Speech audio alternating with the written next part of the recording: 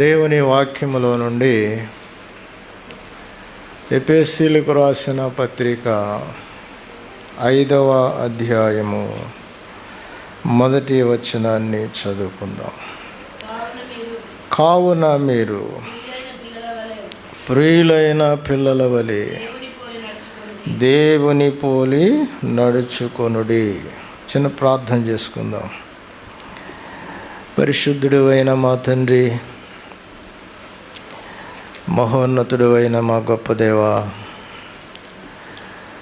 సర్వాధికారి సర్వశక్తిమంతుడా, మీకే కృతజ్ఞతలు స్తుతులు స్తోత్రాలు చెల్లిస్తున్నాము నాయన.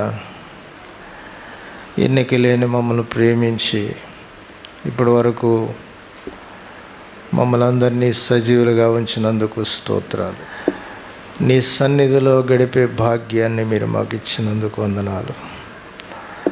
ఈ పగటి కాల సమయంలో ప్రభువా, మీరు కృప చూపండి.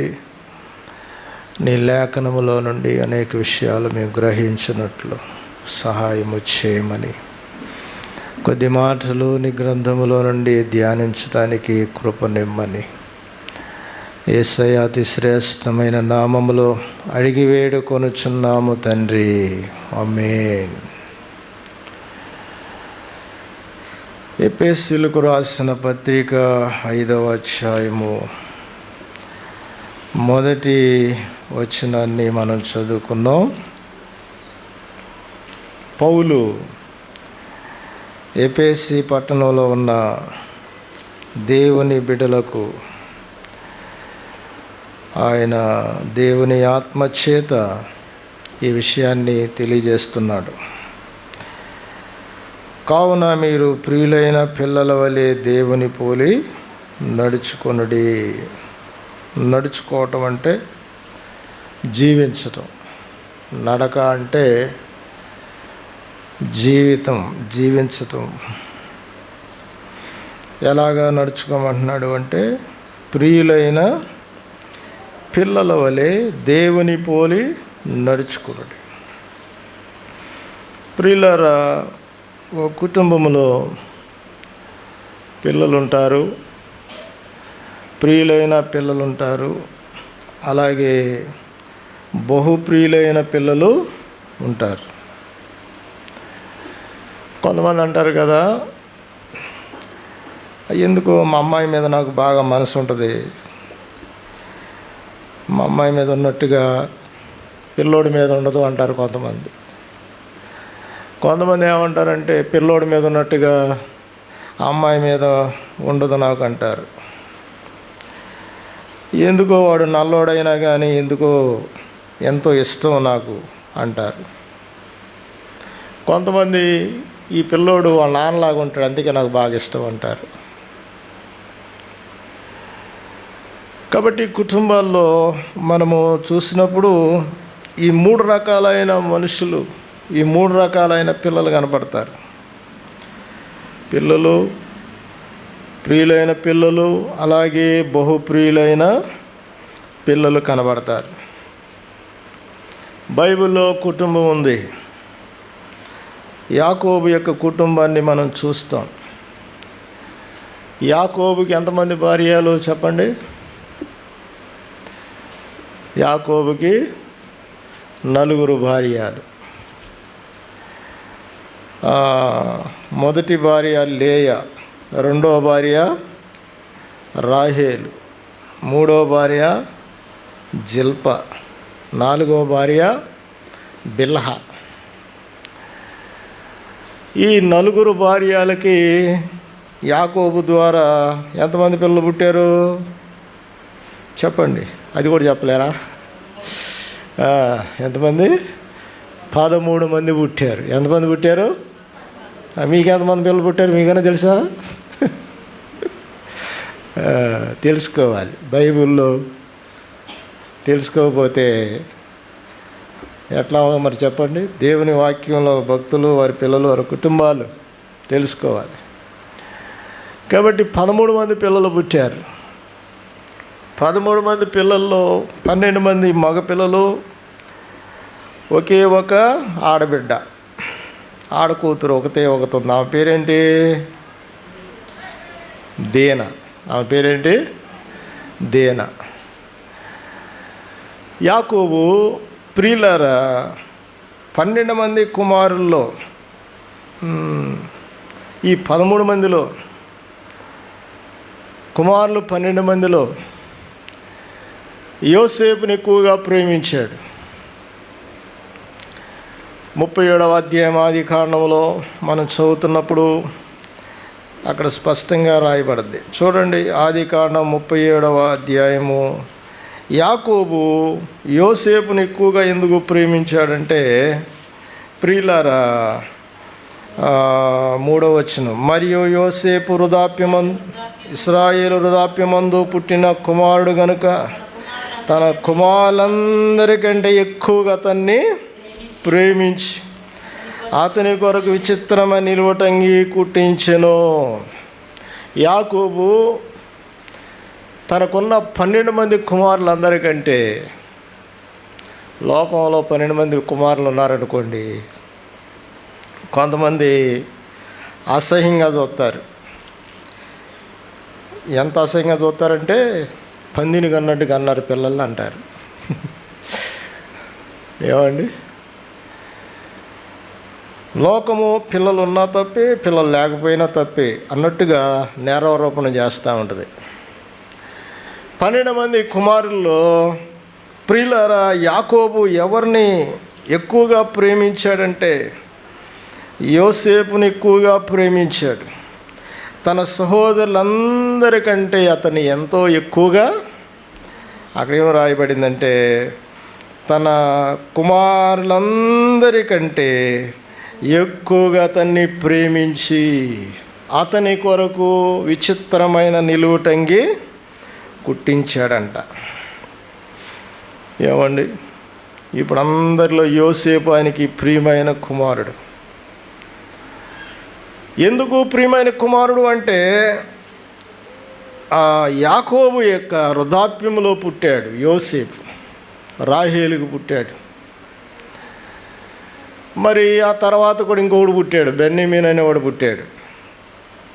వృద్ధాప్యంలోనే పుట్టాడు వాడు కూడా, యోసేపు తమ్ముడు అన్నమాట.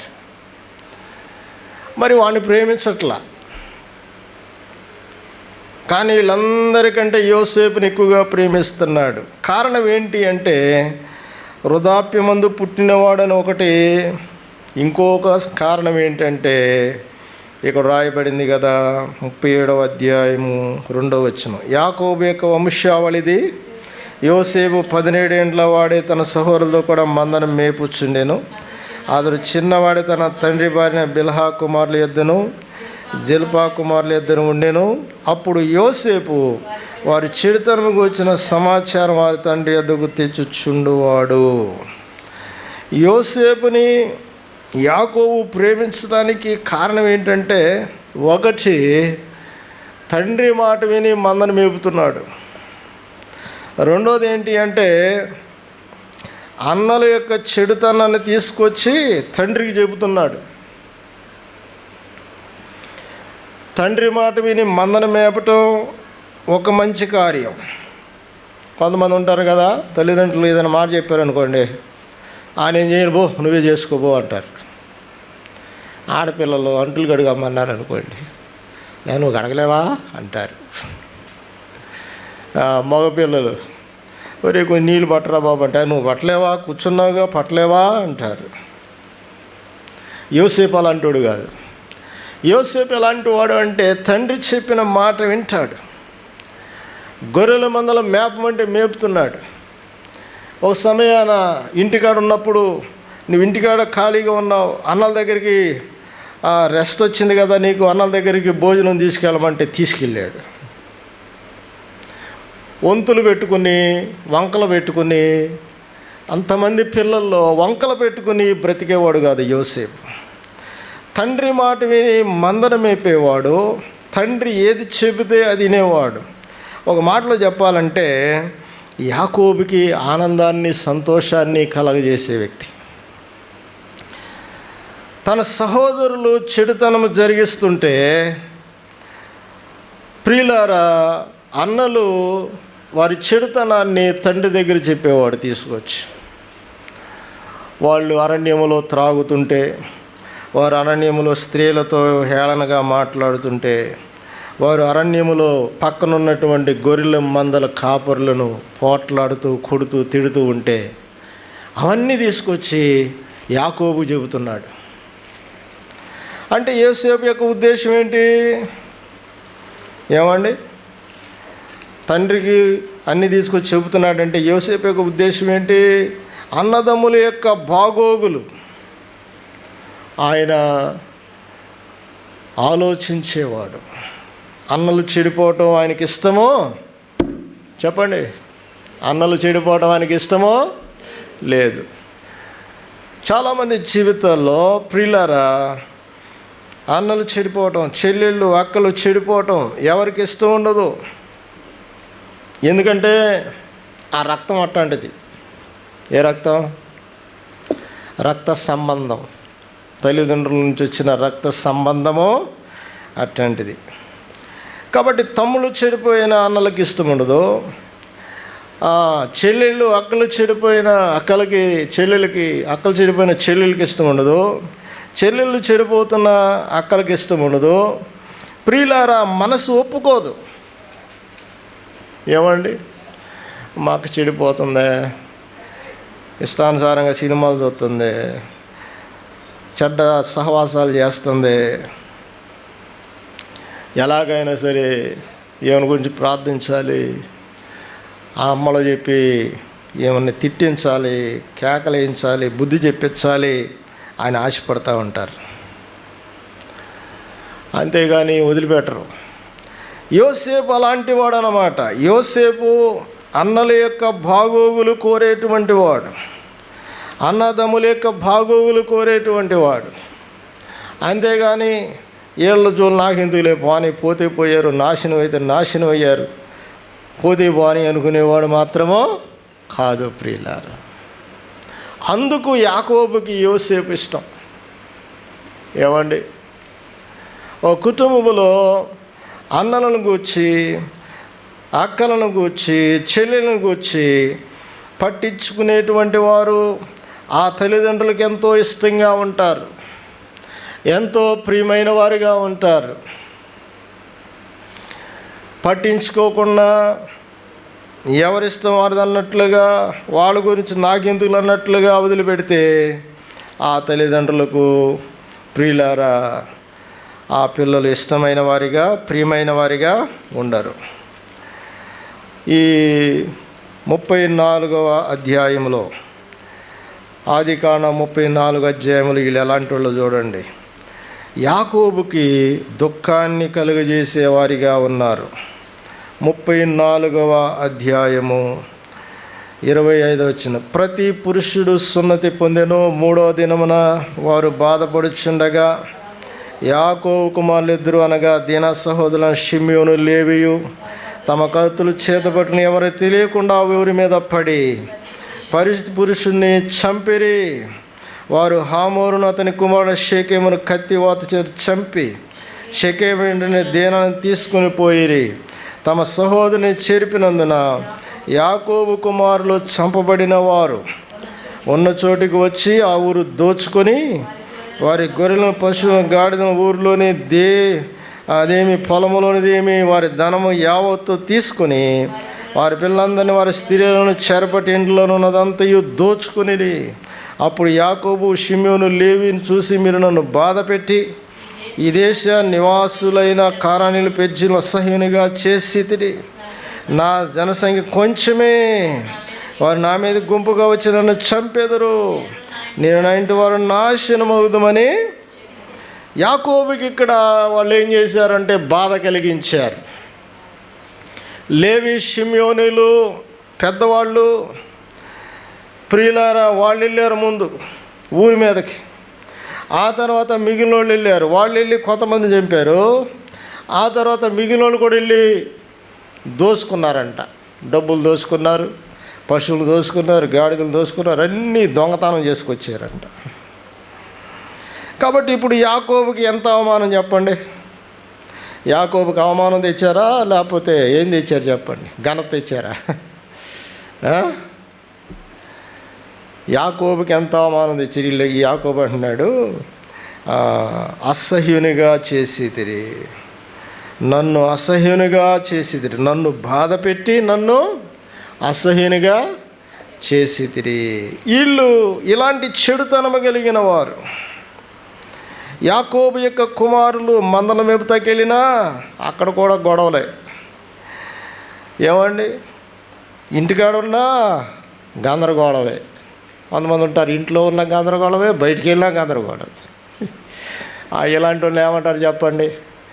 ఎవడు కడుపును పుట్టాడు రా ఈడు అనుకుంటారు.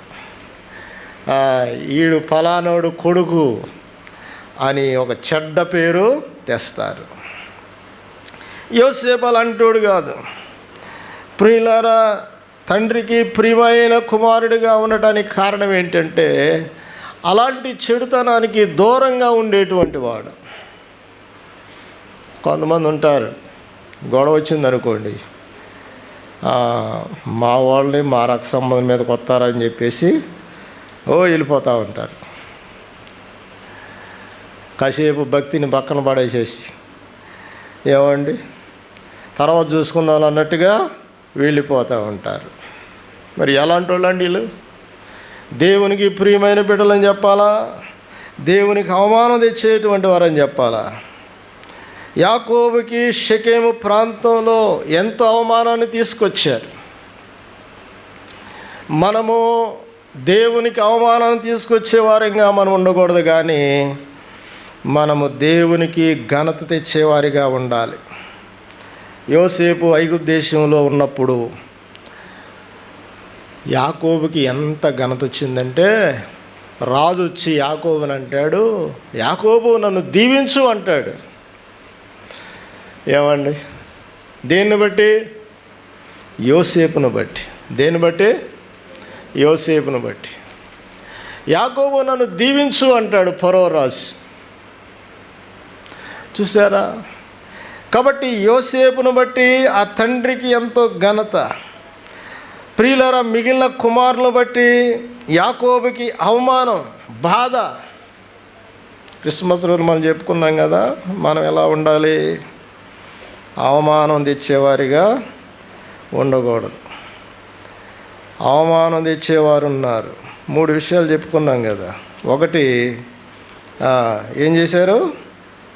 అందించేవారిగా ఉన్నారు. రెండోది, ఆరాధించేవారిగా ఉన్నారు. మూడోది, అవమానించేవారిగా ఉన్నారు. క్రీస్తు పుట్టుకలో, క్రిస్మస్లో ఆ 3 రకాలైన ప్రజల్ని మనం చూస్తాం. కాబట్టి మనము అవమానం తెచ్చేవారిగా ఉంటే, ప్రియులారా, దేవుని నామానికి అసహ్యత కలుగుతుంది, దేవుని నామానికి అవమానం కలుగుతుంది. ఏమండి? కాబట్టి యాకోబు కుమారులలో యోసేపు ప్రియులారా ప్రియమైనటువంటి కుమారుడిగా ఉన్నాడు. అందుకే యోసేపు దీవించబడ్డాడు. యాకోబు యోసేపును దీవించేటప్పుడు, యోసేపు ఫలించేటువంటి కొమ్మలాంటోడు అంటాడు. ఏమండి? కనుక ప్రియులారా, మనము ప్రియమైనటువంటి పిల్లల్లాగా మనం ఉండాలి. దేవుడు మనను అధికంగా ప్రేమించే పిల్లల్లాగా ఉండాలి. ఎప్పుడుంటాము అంటే, తండ్రి మాట మనం విన్నప్పుడు. ఏమండి? ఇంకెప్పుడు? అన్నదమ్ముల యొక్క బాగోగులు కోరుకున్నప్పుడు మనము దేవునికి కూడా ప్రియమైన వారిగా, యోసేపులాగా ప్రియమైన వారిగా మనం ఉంటాం. కాబట్టి తండ్రిని ఆనందపరిచేవారిగా మనం ఉండాలి. తండ్రికి దుఃఖం కలుగజేసేవారిగా మనం ఉండకూడదు. ఈ రోజుల్లో చాలామంది ప్రభువుకి దుఃఖం కలుగజేసేవారే కనబడుతున్నారు. మత్తయి సువార్త 3వ అధ్యాయము మనం చదువుతున్నప్పుడు యేసుక్రీస్తుని గురించి తండ్రి అయినటువంటి దేవుడు ఏమంటాడంటే, చూడండి, మత్తయి సువార్త 3వ అధ్యాయము 17వ వచనం, ఇదిగో ఈయనే నా ప్రియకుమారుడు, ఈయనందు నేను ఆనందించున్నాను ఒక శబ్దము ఆకాశము నుండి వచ్చింది. యేసు ప్రభును గూర్చి తండ్రి అయినటువంటి దేవుడు ఆకాశములో నుండి మాట్లాడుతున్నాడు. ఇదిగో ఈయనే నా ప్రియకుమారుడు, ఈయన యందు నేను ఆనందించుచున్నాను. ప్రియులారా, దేవునికి ప్రియమైన వారు దేవుణ్ణి ఆనందపరిచేవారిగా ఉంటారు. యేసు ప్రభు ఇక్కడ చేసిన పని ఏంటి అంటే నీతి యావత్తు నెరవేర్చాడు. అంటే బాప్తీసం తీసుకున్నాడు, దేవుని ఆత్మ ఆయన మీదకి పౌరం వలె వచ్చింది. ఆయన బాప్తీసం పొందాల్సిన అవసరం లేదు. ఎందుకు తీసుకున్నాడు అంటే మాదిరిగా చూపించటానికి, ప్రజలకు మాదిరిగా చూపించడానికి ఆయన బాప్తీసము తీసుకున్నాడు. తండ్రి చూసి నా కుమారుడు ఎంత మాదిరి చూపించాడు అని చెప్పి తండ్రి అయినటువంటి దేవుడు ఆయన మాట్లాడకుండా ఉండలేకపోయాడు. నీతి యావత్తు నెరవేరుస్తున్నాడు నా కుమారుడు. శిష్యులు లేరప్పటికి యోహాను తన శిష్యులు ఉన్నారు, పరిసయ్యులు శాస్త్రులు ఉన్నారు. వారందరి ముందు గొప్ప శబ్దముతో తండ్రి అయినటువంటి దేవుడు ఆకాశములో నుండి ఒక మాటను వినిపింపచేస్తున్నాడు. ఆయన మాట్లాడకుండా ఉండలేకపోయాడు. తండ్రి అయిన దేవుడు చూసి అలాగా మాట్లాడకుండా ఉండలేకపోయాడు. ఇదిగో ఈయన నా ప్రియకుమారుడు, ఈయన యందు నేను ఆనందించున్నాను. ప్రియులారా, లూకాసు వార్తలో 15వ అధ్యాయంలో ఇక్కడ వాక్యం ఏం రాయబడుతుందంటే, ఒక పాపి విషయమై, మారు మనసు పొందొక పాపి విషయమై పరలోకములో గొప్ప సంతోషం కలుగుద్దంట. ఏమండి? 15వ అధ్యాయములో 7వ వచనములో, అటువలే మారు మనసు లేని అక్కరిత లేని 99 మంది నీతిమంతుల విషయమై కలుగు సంతోషము కంటే మారు మనసు పొందక పాపి విషయమై పరలోకమందు ఎక్కువ సంతోషము కలుగును. ఒక పాపి రక్షించబడటం, బాప్తీసం పొందటం, నీతి యావత్తు జరిగించిన వారిగా కనబడుతున్నారు, రక్షించబడిన వారిగా కనబడుతున్నారు. ఇలాంటి వారిని ప్రభు చూసినప్పుడు పరలోకంలో సంతోషిస్తాడంట. నా కుమారుడు, నా కుమార్తె రక్షించబడిందని చెప్పి ఏం చేస్తాడు చెప్పండి? సంతోషిస్తాడు, ఆనందిస్తాడు. ఈమె నా ప్రియ కుమార్తె, ఈయన నా ప్రియ కుమారుడు, కాబట్టి నేను చేసినట్టుగానే చేస్తున్నారు, నేను బాప్తీసం పొందినట్లుగా బాప్తీసం పొందుతున్నారు. కాబట్టి వీళ్ళు నా ప్రియ బిడ్డలు అని చెప్పేసి ప్రభు ఎంతో సంతోషించి ఆనందించేవాడిగా ఉంటున్నాడు. కనుక ప్రియమైన దేవుని బిడ్డలారా, మన ప్రభువుకి మనం ప్రియమైన వారిగా ఉండాలి అంటే నీవు రక్షించబడాలి, మారు మనసు పొందాలి. నువ్వు మారు మనసు పొందనంతకాలం నీ వలన దేవునికి దుఃఖమే కానీ సంతోషం, ఆనందం అనేది ఉండనే ఉండదు. నీ వలన ప్రభుకి ఎంతో దుఃఖమే, ఏడుపే, ఆయన సంతాపం చెందుతూనే ఉంటాడు. కనుక మారు మనసు పొందినప్పుడు దేవుడు ఎంతో సంతోషిస్తాడు. ఆయన అక్కడ సంతోషించకుండా ఉండలేకపోతాడు. యేసు ప్రభు బాప్తిసం పొందితేనే ఆయన ఉండలేక ఈయన నా ప్రియ కుమారుడు, ఈయన నేను ఆనందిస్తున్నానని చెప్పాడు. ఇప్పటికల సమయంలో దేవునికి ప్రియమైన పిల్లలుగా మనం బ్రతకవలసిన వారమై ఉన్నాం. పరమగీతాల గ్రంథము 4వ అధ్యాయము చూడండి. పరమగీతాల గ్రంథం 4వ అధ్యాయము 1వ వచనం చదువుదాం. నా ప్రియురాల, నీవు సుందరివి, నీవు సుందరివి, నీ ముసుగకుండా నీ కన్నులు గోవా కనుల వలె కనబడుచున్నవి, నీ తల వెంట్రికలు గిలాది పర్వతాల మీద మేకల మందలను. చూసారండి, నా ప్రియురాలా అంటున్నాడు. పరమగీతాల గ్రంథంలో షులమితి సంఘానికి సాదృశ్యంగా కనబడుతుంది. సొలొమోను యేసుక్రీస్తు సాదృశ్యం కనబడుతుంది. పరమగీతం అంటే పరలోక గీతం అని అర్థం. పరలోక గీతం, పరలోక సంబంధమైన పాట. ప్రియులారా, ప్రభు అంటున్నాడు, నా ప్రియురాల నీవు సుందరివి, నీవు సుందరివి అని 2 సార్లు చెబుతున్నాడు. ఏంటి సుందరత్వం? ఏమండి, మనం అప్పుడప్పుడు వింటాం కదా, ఈ వ్యక్తి చాలా బాగున్నాడు, ఈమె చాలా సుందరంగా ఉంది, బాగుంది అంటారు కదా. ఈమె యొక్క సుందరత్వం ఏంటి అంటే ఏదో మేకప్లు వేసుకుని పైన అలంకారం ధరించుకొని తెచ్చుకున్న పేరు కాదు ఇది. ఇప్పుడు ఒక వ్యక్తి సుందరంగా ఉండాలంటే ఏం చేయాలి?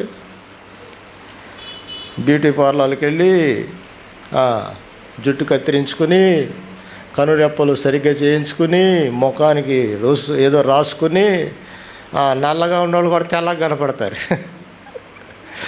ఏమండి, జుట్టు లేకపోతే మేకప్ వేసుకుని, జుట్టు లేకపోతే ఏం చేస్తారు? మేకప్ వేసేస్తారు. మేకప్ వేసుకుంటే ఎంత సుందరంగా కనపడతారు? కాసేపు సుందరంగా కనపడతారు.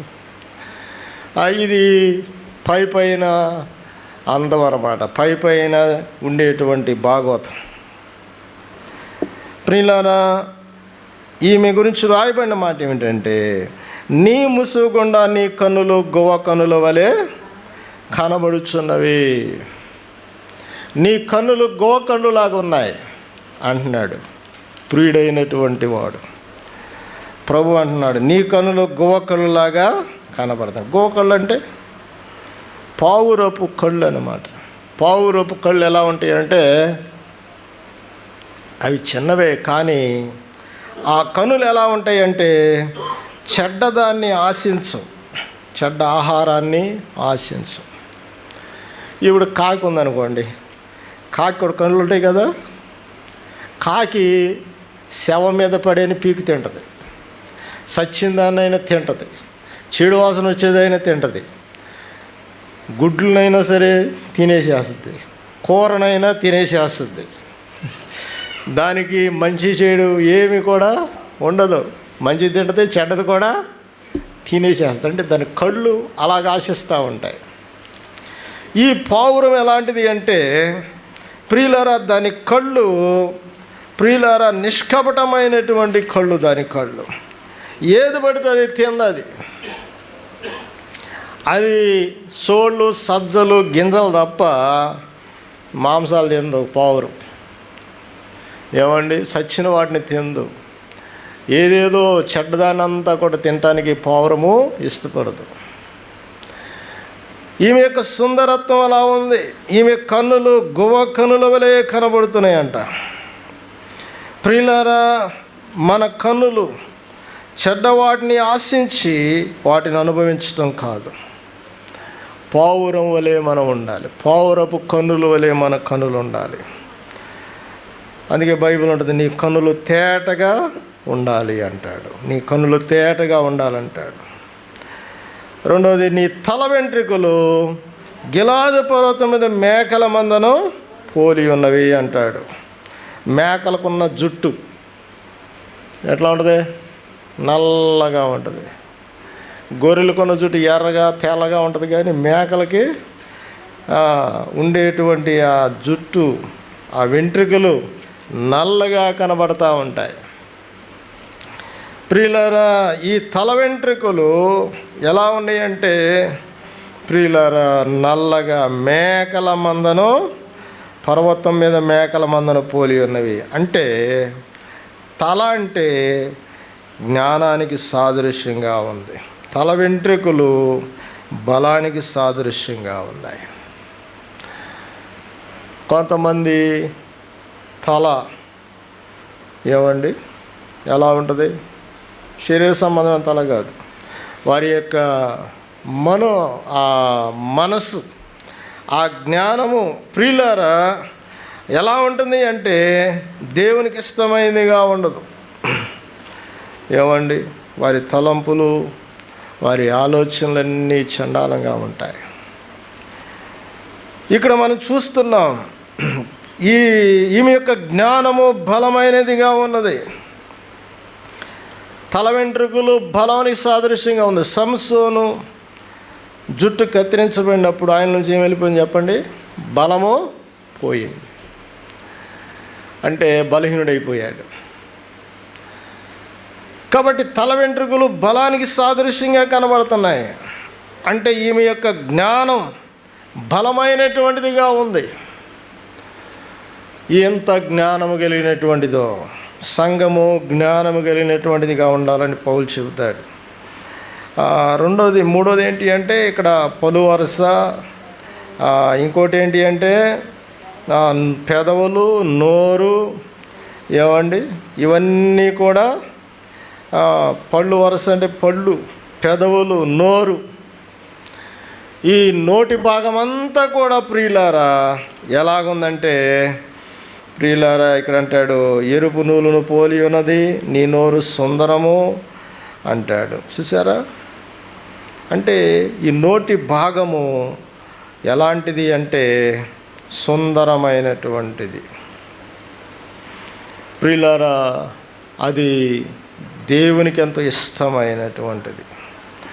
కాబట్టి ఈ శిరస్సు ఎలాంటిది అంటే, శిరస్సు ఇదే కదా ఇప్పుడు ఇక్కడ ఉండదంతా. ఇప్పుడు మనుషులు వివాహం చేసుకోవాలనుకోండి, ఏం చూస్తారు చెప్పండి? ఎక్కువగా ఏం చూస్తారు? ఈ భాగాన్ని చూస్తారు, పై భాగాన్ని. అవునా కదా? పిల్లడు బాగున్నాడు, పిల్ల బాగుంది అంటారు. అప్పుడు కొంతమంది హైట్ వెయిట్ కూడా చూస్తారు. కొంతమంది కాళ్ళు, ఏళ్ళు, చేతులు, ఏళ్ళు కూడా చూస్తారు. ఏమండి? ఎక్కువగా మనుషులు చూసేది ఏంటి అంటే ఈ రూపాన్నే చూస్తారు. మనుషులు పై రూపాన్ని లక్ష్య పెడతారు. బైబిల్ ఉంది కదా, సమూయేలుతో ప్రభు అంటాడు, మనుషులు పై రూపాన్ని లక్ష్య పెట్టుదురు కానీ నేనేం లక్ష్య పెడతానంటున్నాడు ప్రభు? హృదయమును లక్ష్య పెడతానంటున్నాడు. దేవునికి మనం ప్రియమైన వారిగా ఉండాలి అంటే ప్రియులారా, మన అంతరంగము యొక్క స్థితి సుందరంగా ఉండాలి. మన అంతరంగం యొక్క పరిస్థితి సుందరమైనదిగా ఉండాలి. పేతురు రాసినటువంటి మొదటి పత్రిక 3వ అధ్యాయంలో ఇక్కడ ఏమంటాడంటే, పేతురు చెబుతాడు చూడండి. పేతురు రాసినటువంటి మొదటి పత్రిక మనం ఆలోచిస్తున్నప్పుడు 3వ అధ్యాయము 3వ వచనం చదువుతాం. జడలు అల్లుకొనుటయు, బంగనాగరులు పెట్టుకొనుటయు, వస్త్రములు ధరించుకొనుటయు, వెలుపటి అలంకారం మీకు అలంకారంగా ఉండక సాధువైనట్టు మృదువైనట్టు గుణముల లక్ష్యంకరం గల మీ హృదయపు అంతరంగ స్వభావము మీకు అలంకారముగా. అది ఏది అలంకారంగా ఉండాలండి? మన యొక్క హృదయపు అంతరంగ స్వభావము. కింద ఉంది అంతరంగ పురుషుడు, ఫుట్బోర్డ్లో ఉంది కదా, అంతరంగ పురుషుడు, అంతరంగ స్త్రీ అని పెట్టుకోవచ్చు. మన హృదయపు అంతరంగ స్వభావం, మన గుణము సుందరంగా ఉండాలి. ఏమండి? బంగారు నగలు, విలువైన వస్త్రాలు, జడలు అల్లుకోవటం. కొంతమంది జడలు అటల్లి ఇటల్లి ఏదేదో చేస్తూ ఉంటారు. ఎందుకు వచ్చిన తిప్పలయ్యది?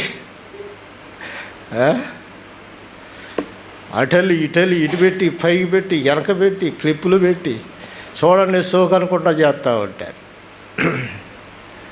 మొన్న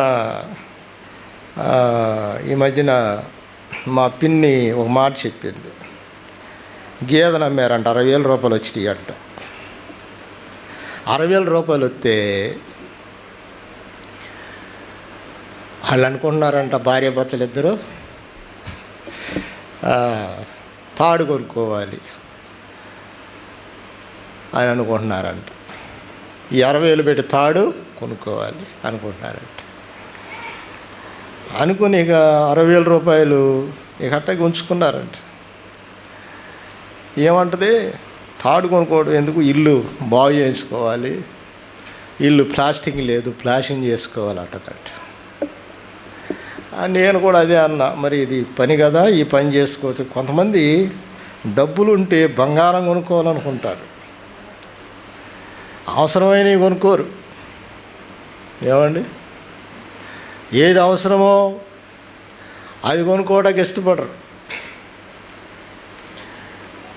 వాళ్ళకి సరిగ్గా వస్త్రాలు ఉండవు. నేనన్నాను, ఈ కొంచెం ప్లాస్టింగ్ చేయించుకొని మన ఈ మధ్యన ఆడికి వెళ్ళేవాళ్ళండి నాగపురం, ప్లాస్టింగ్ చేసుకుని శుభ్రంగా మంచి బట్టలు కొనుక్కుని శుభ్రంగా పిల్లలకు కూడా మంచి 2 మగ పిల్లలకి శుభ్రంగా ఉండవచ్చు కదా పిన్ని. వాళ్ళు లేరు, వాళ్ళిద్దరు, ఏం ఒక్కతే ఉంది, ఇటు చేద్దాం అనుకుంటున్నారయ్యా అంటున్నా. అది కాదు, నువ్వు ఇటు చెప్పు అని అన్నాడు. మరి ఏం చేశారో మొత్తానికి తెలియదు, కానీ ఆ ఊపు మీదే ఉన్నారంటాడు. ఏ ఊపు మీద? బంగారం కొనుక్కోవాలి. బంగారం కొనుక్కుని ఏం చేయాలి, మెడలో వేసుకుని తిరగాలి. చూడండి, సోకు అనుకుంటా తిరగాలి. కొంతమందికి బుద్ధి జ్ఞానం ఉండదు. అవసరతలను పక్కన పెట్టి ఏదంటా చూసారా, పైటేసి గడిలాగా లోన లటారం పైన పటారం అన్నట్టు తిరుగుతూ ఉంటారు. ప్రియులారా, చాలామంది జీవితాలు ఇలాగుంటాయి. ఇక్కడ రాయబడిన మాట ఏమిటంటే, బంగారు ఏమండి ఏంటంట, జడలల్లు కొనుటయు, బంగారు నగలు పెట్టుకొనుటయు, వస్త్రములు ధరించుకొనుటయును వెలుపటి అలంకారం. మనం ఏది చేసినా వస్త్రాలు ధరించుకున్నది అలంకారంగా ఉండకూడదు. మనుషులను ఏమండి, అది మనుషులను ఆకర్షించేదిగా ఉండకూడదు. అందుకేగా ఎక్కువగా మానభంగాలు జరుగుతూ ఉన్నాయి, ఎక్కువగా దోచుకుంటున్నారు. ప్రియులారా, అంతరంగ స్వభావ అలంకారంగా ఉండాలి. ఏముండాలి చెప్పండి? అంతరంగ స్వభావ అలంకారం అంటే ఏముండాలి? సాధుత్వం ఉండాలి, మృదుత్వం ఉండాలి. ఏముండాలి? గుణం ఏం గుణం ఉండాలంట? సాధుత్వము, మృదుత్వం ఉండాలి. 3 సమూయేలు గ్రంథంలో 1వ అధ్యాయంలో ఎల్కానాకి 2 భార్యలు ఉన్నారు. ఇక్కడ ఒక ఆమె పేరేమో అన్న, రెండవ పేరేంటి చెప్పండి? పెనిన్న. 1వ అధ్యాయంలో 5వ వచనం చదువుదాం. అన్న తనకు ప్రియముగా ఉన్నందున ఆమెకు 2 పాలు ఇచ్చుచు వచ్చెను. యెహోవా ఆమెకు సంతు లేకుండా చేసెను.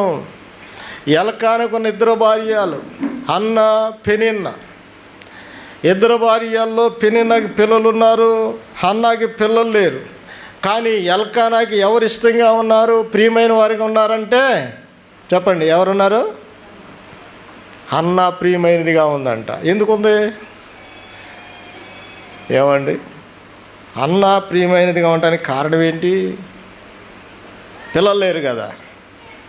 పిల్లలు ఉన్న వాళ్ళు ఇష్టపడతారా, పిల్లలు లేని వాళ్ళు ఇష్టపడతారా సమాజం? చెప్పండి. పిల్లలు లేని వాళ్ళు ఇష్టపడరు సమాజం. ఇప్పుడు సపోజు నలుగేయాలనుకోండి, వాళ్ళకి 5 పిల్లలు ఉన్నారు, వాళ్ళని పిలవండి. అమ్మాయి ఇంటికి పంపించాలనుకోండి, సారీ బోరి వేసి వాళ్ళని పిలవండి, వాళ్ళు ఎదురొస్తారు. వాళ్ళు ఎటువంటి వాళ్ళు అయినా పిల్లలు ఉన్నారు వాళ్ళకి. సమాజము పిల్లలు ఉన్న వాళ్ళని ఇష్టపడతా ఉంటుంది. ప్రియులారా, ఈయన కూడా ఎవరిని ఇష్టపడాలి? పెనిన్నని ఇష్టపడాలి. కానీ ఈయనకి అన్నాయే ప్రియమైనదిగా ఉందంట. ఎందుకుంది అంటే, ఈ పెనిన్న గయాళి గంప అన్నమాట. పెనిన్న ఎలాంటిది? గయాళి గంప లాంటిది. ఇక్కడ చూడండి, అన్నానంట విసికించేస్తుందంట, కోపం పుట్టించేస్తుందంట. 7వ వచనం ఉంది. ఎల్కానాకు ఏటేటా చూడండి, ఇక్కడ హేతువును బట్టి చూడండి 6వ వచనం. యెహోవా ఆమెకు సంతు లేకుండా చేసిన హేతువును బట్టి ఆమె వైరియగు పెనిన్న ఆమెకు విసిగించుటకై ఆమెకు కోపము పుట్టించుచు వచ్చిందంట. మృదువైన మాట ఏం చేద్దాం చెప్పండి? మృదువైన మాట కోపాన్ని ఏం చేస్తుంది? చల్లార్చుద్దా, రేపుద్దా? మృదువైన మాట కోపాన్ని చల్లార్చుద్ది. నొప్పించు మాట, అహంకారయుక్తమైన మాట కోపాన్ని ఏం చేస్తుంది? రేపుద్ది. ఇప్పుడు ఉదాహరణకి భర్త, నువ్వు ఇంట్లో కూర్చోవచ్చు కదా, అన్నీ తెచ్చిస్తున్నాను కదా, శుభ్రంగా తినవచ్చు కదా అన్నాడు అనుకోండి. తెచ్చావులే మా లావు, ఎవరు తేవట్లేదా, నువ్వే తెస్తున్నావు అన్నారు అనుకోండి.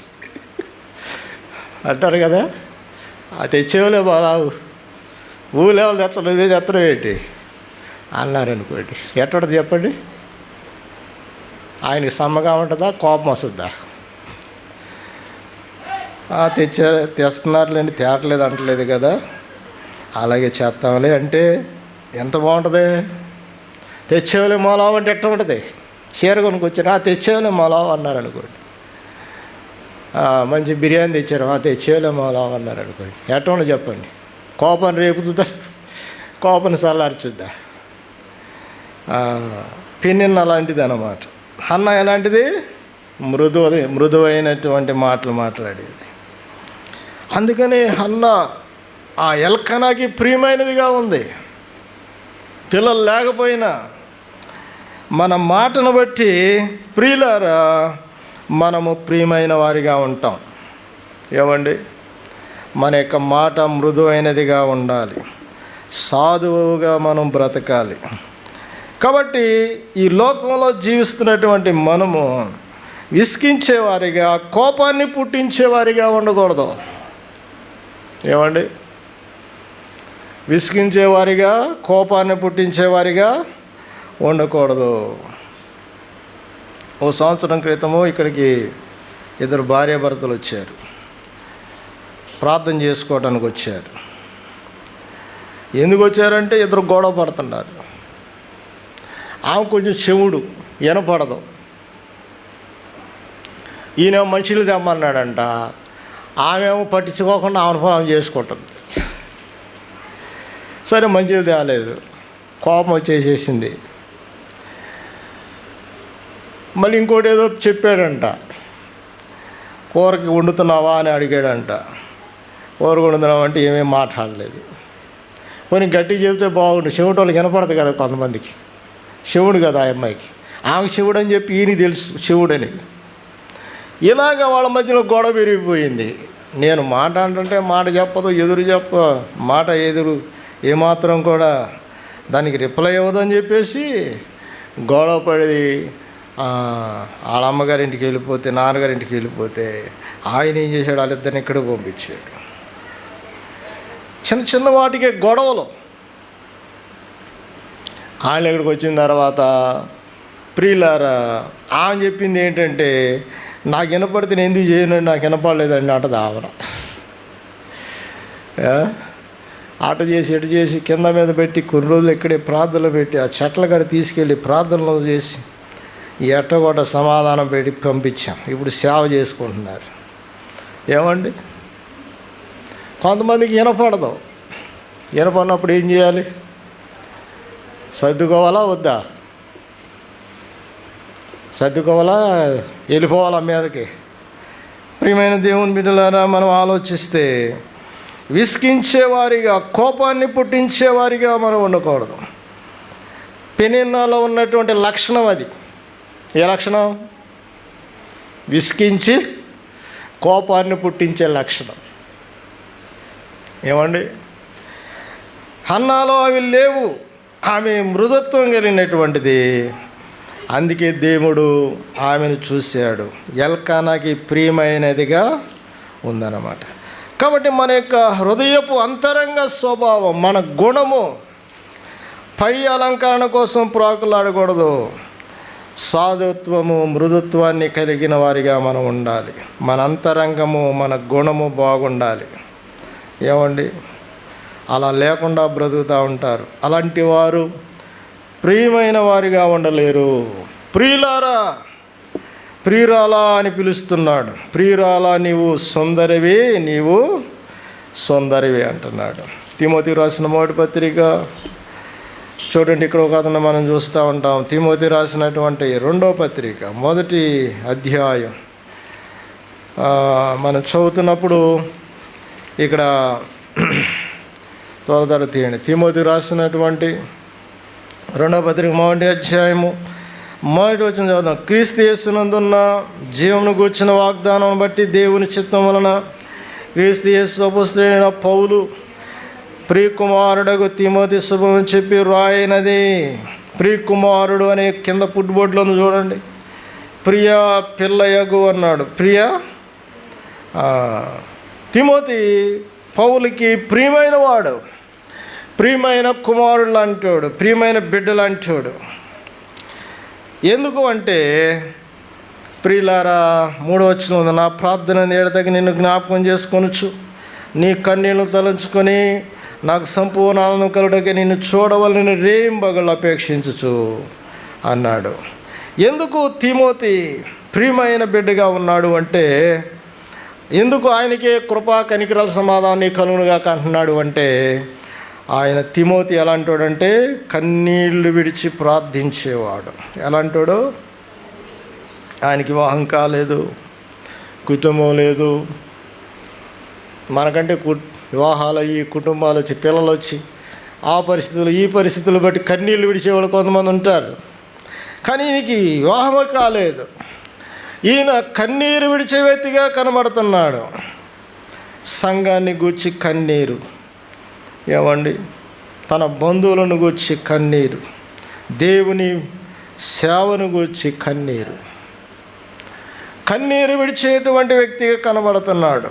అందుకే ప్రియమైనటువంటి కుమారుడిగా ఉన్నాడు పౌలుకి. ప్రియమైన దేవుని బిడ్డలారా, యవనస్తుడైనటువంటి తిమోతి కన్నీటి ప్రార్థన ఎంత గొప్పదో చూడండి.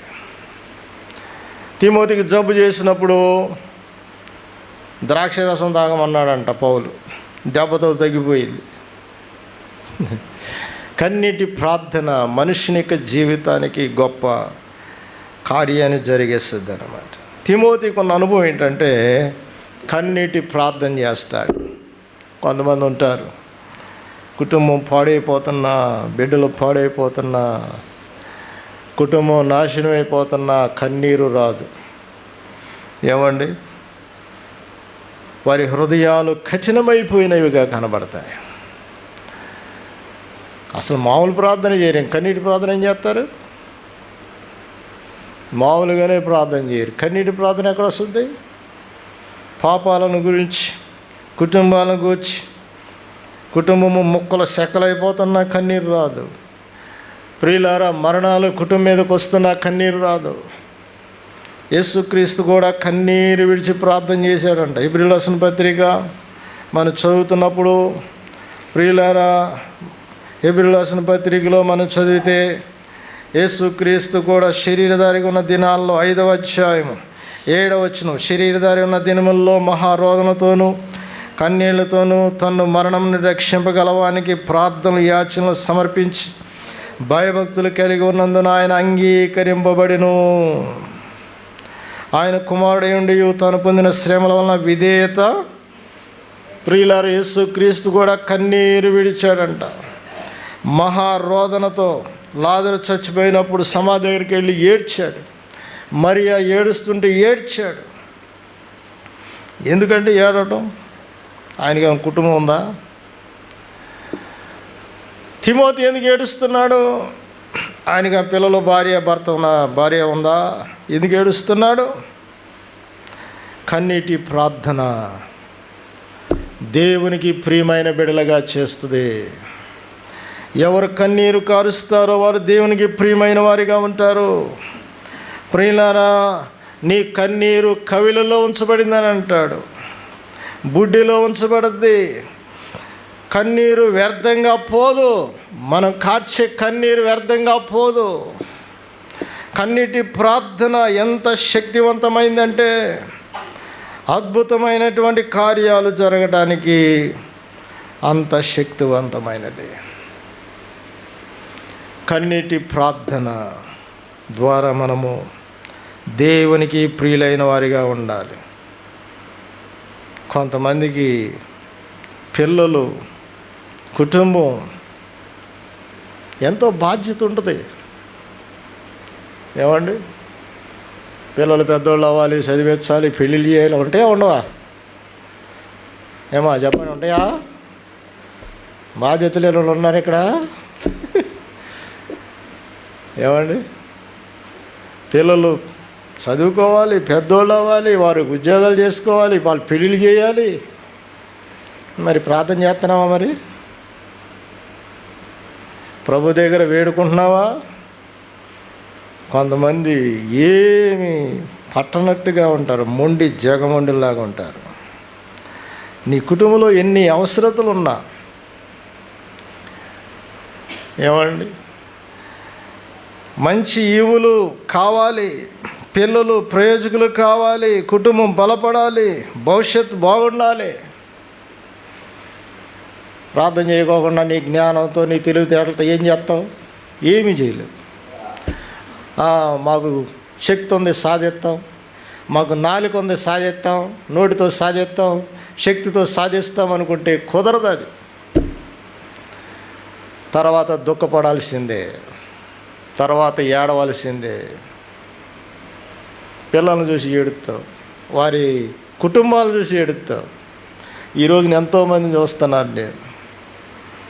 ఏమండి, కుటుంబాన్ని కట్టుకొనకుండా, సరిగ్గా ప్రార్థన చేయకుండా పిల్లలు పెళ్ళిళ్ళు చేసి వాళ్ళ పరిస్థితులు చూసి ఇప్పుడు ఏడ్చేవాళ్ళని చూస్తున్నాం చాలామందిని. ఒక అతను తల్లికి ముద్దెట్టుకోకుండా బయట తోసేసాడు. ఏంటంటే భార్య రానే వద్దంటుంది.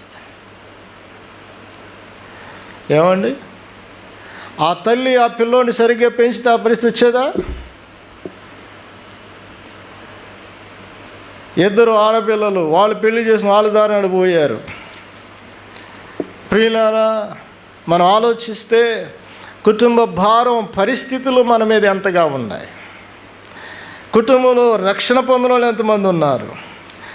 ఏమండి, మరణము మనుషుల మీదకి హఠాత్తుగా ఎలా వస్తుందో, ఎప్పుడు వస్తుందో తెలియదు.